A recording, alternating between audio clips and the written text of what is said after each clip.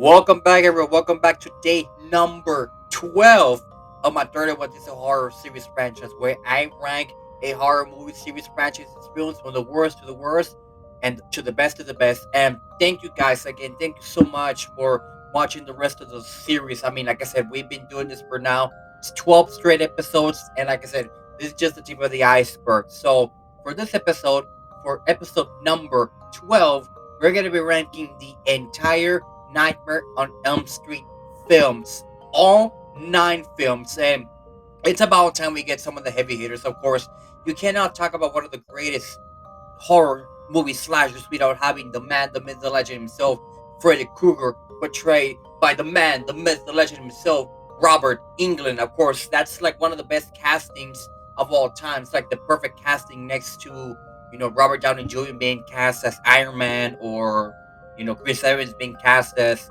Captain America. You cannot think of Freddy Krueger without Robert Englund. You cannot think of Robert Englund without Freddy Krueger. And of course, Wes Craven again on the second time on the series that we talk about Wes Craven. Maybe something we'll have to do later on in later videos. Talk about probably some of Wes Craven's best films. If you want to see that video, let me know down in the comments. But for the focus of this episode, like I said, we're gonna be tracking the entire Nightmare on Elm Street films, and of course, we have 9 films. So let's just get started. At number 9, at the bottom of the barrel, and I mean at the very, very, very bottom of the barrel, we unfortunately have A Nightmare of Elm Street, the remake. Now, like I mentioned before, some remakes do work. Some remakes help the franchise kind of get a second life into the franchise. For an example, when I checked out Bucket Texas Chainsaw Massacre, the remake, it kind of helped for a lot of younger fans who discover, of course, Leatherface in that universe, and it got them to watch the older films. With this film, it really didn't capture my attention. Of course, this came out back in 2010, and like I said, I'm not a hater of remakes. Sometimes I do encourage remakes, but it depends on how the remake is done properly, and that is a worthy of the franchise. With this film, it kind of left a sour taste in my mouth because they kind of, even though we kind of know the backstory of Freddy Krueger, they kind of made it more sympathetic, which I'm like, it's Freddy fucking Krueger. He doesn't need any sympathy. Of course, we know he's reason to kill, but it just went more into the backstory, and it just went so many ways with Sunday that I really didn't enjoy this film. There's some cool scenes in the film that I really do enjoy. Some of the kills are not the greatest, not the worst, but they're okay films. But for this purpose of this ranking all, I had to put this at the bottom of the barrel. So, like I said, Friday Night Nightmare on Elm Street, the remake, at number 9.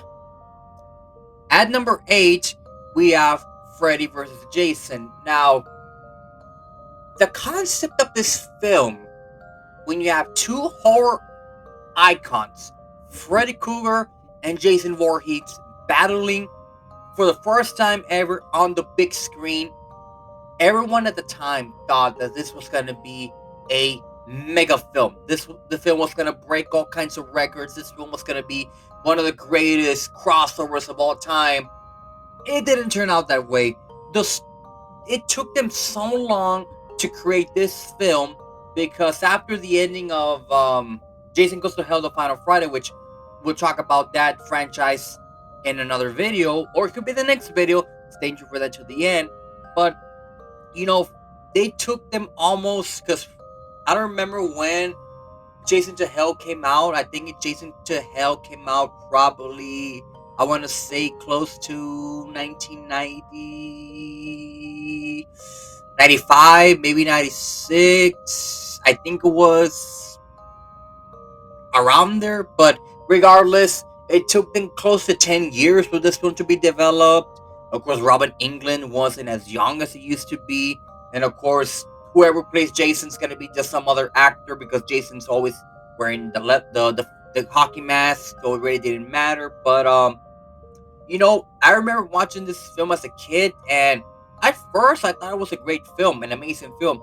To this day, it's a film I probably come back once or twice and rewatch it because of that nostalgia impact.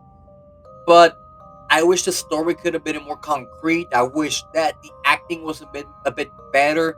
Not to say that Robert Englund didn't act his ass off. I mean, he acted his ass off, no pun intended. And of course, when you have the ending of Jason coming back, coming from the lake with Freddy's head, and then of course you see that little wink at the end, kind of thinking that we're gonna get a continuation, or maybe a Freddy with Jason 2, or maybe a new, you know, nightmare films or something. But it's been close to almost 10 plus years since we have anything close to relate to this, film. So, where is it? But I mean, I do want to say this, that the soundtrack for this film has some really killer songs to it. Because probably my favorite song on the entire album is, of course, "How Can I Live" from El Nino from their album Confessions, which is probably one of my favorite songs from the entire soundtrack of the album, not the album, of the entire film. But it's an okay film, a bit better than the Nightmare remake. So for those reasons, it is respectively at number 8. At number 7, we have Freddy's Dead, the Final Nightmare. Now, this was supposed to be the last film in terms of the Nightmare on Elm Street franchise, but of course, money talks. So of course, this was later created, of course, like I said, Freddy Jason, a new Nightmare, Wes Craven's New Nightmare, which we're talking about in a bit. But the reason I have it higher than Freddy vs. Jason, which quite frankly, I should have had it lower than Freddy vs. Jason, was, well, for obvious reasons. I want to say first of all that the CGI on this film was so bad, like it was so bad. Like there were some scenes that you couldn't even have Robert Englund on the film because they ran out of fucking money. So I'm trying to think how they're trying to create this film, but knowing that this was the end of the franchise at the time, knowing it was going to be the end, I thought, when I first saw it, I thought it was a great film. Like I said, the CGI could have been better, but I gotta say the story is a bit better than Freddy vs. Jason. I mean, better is a long term saying that it wasn't as fucking worse, but a bit better than Freddy vs. Jason because at least it has a bit of a concrete film to the story. But like I said, the ending of the film, especially with when Freddy's in their brain and that CGI sequence, probably one of the worst sequences ever in horror, in my opinion. But you know, I kind of can appreciate the time. Of course, this was in the late. Actually, this was in the early 90s when the CGI wasn't really as advanced as right now. So I'll give him a cut for that. So for those reasons, Freddy's Dead, The Final Nightmare is at number 7. At number 6, we have Wes Craven's New Nightmare. Now, I think from Wes Craven's Nightmare up, it's gonna be films that I actually enjoy from the Nightmare on Elm Street franchise. And Wes Craven's New Nightmare, at the time, it was kind of a movie within a movie, basically taking the concept of Scream before Scream became Scream. If you can understand that little thing that I just said, but A New Nightmare was, like I said, a film within the film. Wes Craven was trying to experiment, kind of get out of his comfort zone and create something that wasn't really related to the franchise, but kind of was related to the franchise in a different way. And of course, when you have, of course, the cast back, of course, when you have, of course, Wes Craven making an appearance in the film, when you have Nancy come back for, of course, the entire of the film, it just adds to it. Of course, like I said, a bit better than Freddy's Dead by a long shot. But like I said, kind of taking the concept of Scream before Scream became Scream. I can appreciate Wes Craven for that. Like I said, when you have Wes Craven back, actually having creative control over, the Nightmare on Elm Street franchise for this film, it's a great film. So at number 6, like I mentioned before, Wes Craven's New Nightmare. At number 5, now we're on to the top 5. So at number 5, we have A Nightmare on Elm Street, The Dream Child.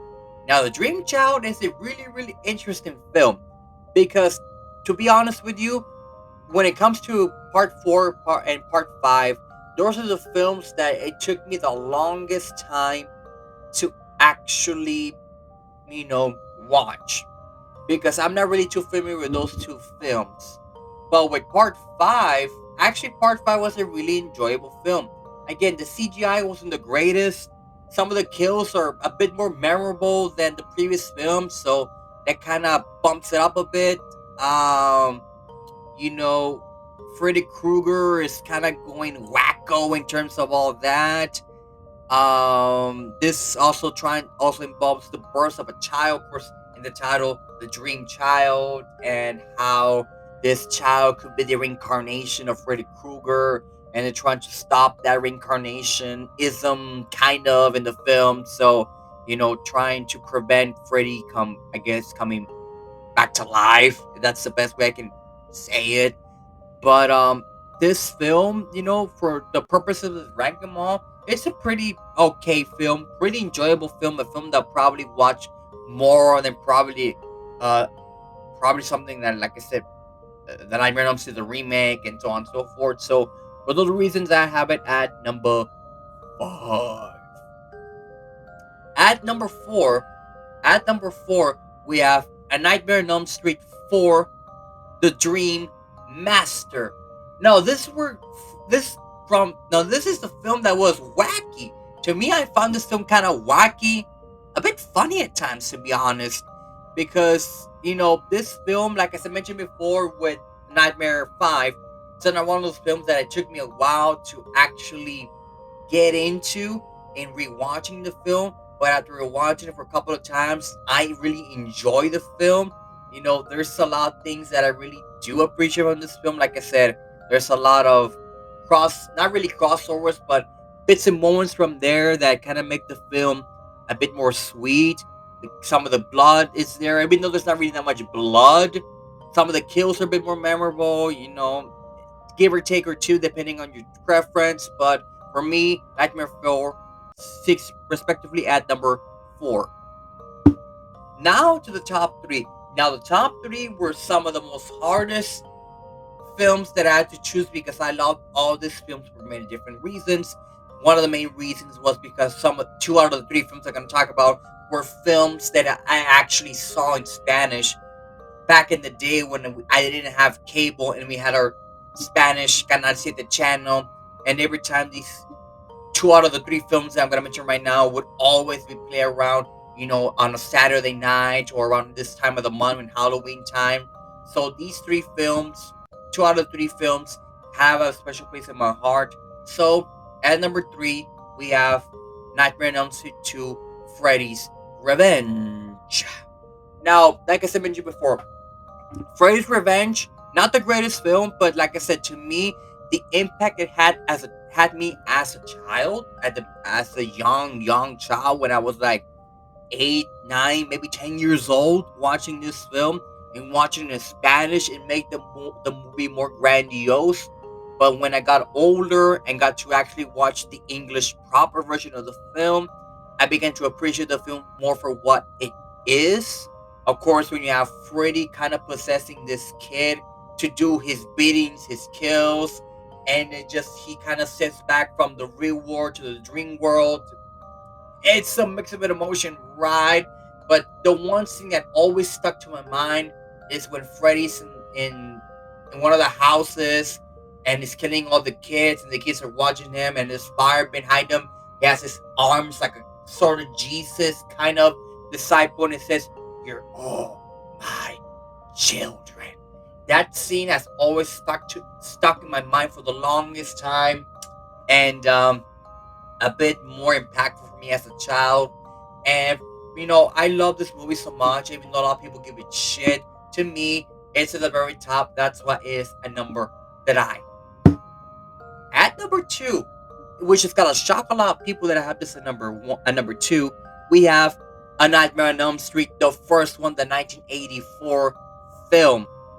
Yes, I know it's a blasphemy of saying that this goes to number 2, but like I said before, preferences for me, it's like assholes. We all have one, but to me, Nightmare 1 as an impactful film it was. Of course, Wes Craven, another film in his legendary film of movies he has directed, like I mentioned before, A Serpent and a Rainbow, Shocker, later on creating Scream. The first film was the catalyst of this world that he would later create and give us one of the most iconic slashers in horror in Freddy Krueger. But the one thing that I do want to mention that my good buddy Mr. Scott Reacts, which you should go follow him. I talked to him about this, and he mentioned that in the first 2 to 3 films, Freddy Krueger is kind of in the shadows. You really don't see him as much, but he's just kind of there. Not to mention, he's the only slasher at the time, from Jason and Michael and maybe Chucky, well, Chucky, excluding Chucky, that he can actually talk. Because compared to Jason and Michael Myers, who are killing Rampage, never spoke a word. Freddy would always speak, but it was always in the shadows. Kind of, sort of.